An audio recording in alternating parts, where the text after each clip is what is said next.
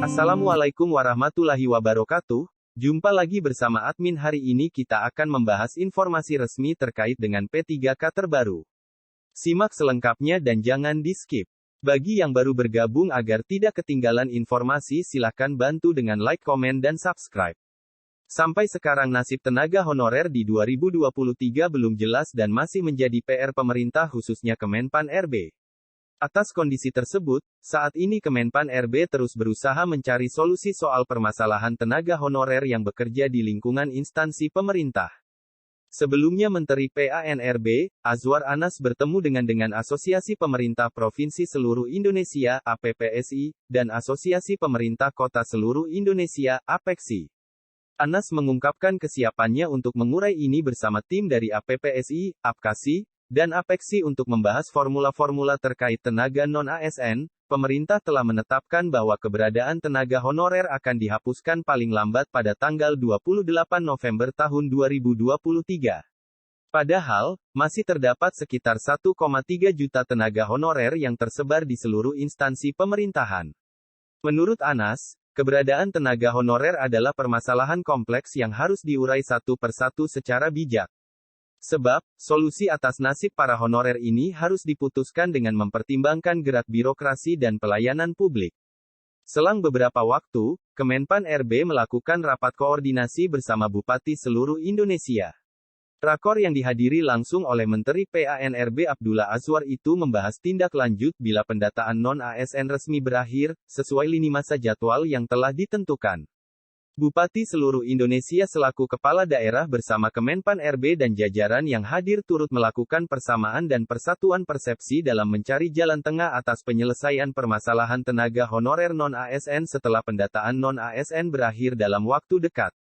Setidaknya ada 7 poin penting yang bisa menjadi kabar baik bagi honorer yang bekerja di lingkungan instansi pemerintah. 1. Menpan RB Abdullah Azwar Anas meminta dengan tegas para bupati selaku pejabat pembina kepegawaian, PPK, untuk melakukan audit terhadap kebenaran data tenaga honorer. 2. Menpan RB Anas juga meminta bupati di tiap daerah untuk mengirimkan surat pernyataan pertanggungjawaban mutlak, SPTJM, kepada BKN. 3. SPTJM yang akan dikirimkan oleh bupati tiap-tiap daerah adalah sebagai bentuk komitmen dan bukti yang dapat dipertanggungjawabkan oleh bupati bahwa data tenaga non-ASN di daerahnya adalah valid dan tak berubah. 4. Menpan RB Abdullah Anas mendorong supaya pemerintah daerah Pemda dapat melakukan pengawasan dalam proses pendataan. 5. Anas memaparkan, perlu adanya kolaborasi yang dilakukan oleh Pemda dengan Badan Pengawas Keuangan dan Pembangunan, BPKP, guna pengawasan data yang diajukan Pemda. 6. Akan dilakukan audit data untuk memastikan data tenaga non-ASN yang dikirimkan sesuai yang dipersyaratkan. Dalam poin ke-6 ini Menpan RB Abdul Azwar Anas turut menyatakan akan dilakukannya audit data tenaga honorer. 7. Setelah proses pendataan non-ASN selesai, data tenaga honorer yang masuk akan diverifikasi dan diumumkan secara transparan oleh instansi pemerintah pengusul untuk memastikan nama-nama pada pendataan non-ASN memenuhi syarat dari Surat Menteri PAN-RB.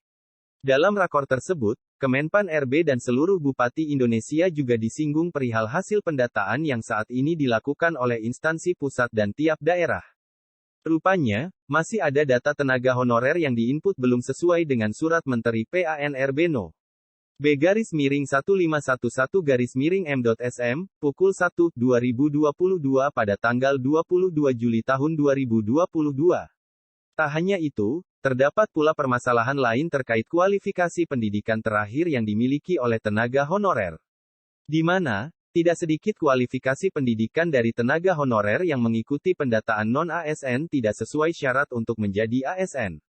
Atas dasar itu, APKASI bersama Kementerian PAN-RB terus melakukan koordinasi dalam mencari solusi terbaik untuk menyelesaikannya. Demikian informasi yang dapat admin sampaikan. Bantu channel ini dengan like, komen dan subscribe agar tidak ketinggalan informasinya. Wassalamualaikum warahmatullahi wabarakatuh.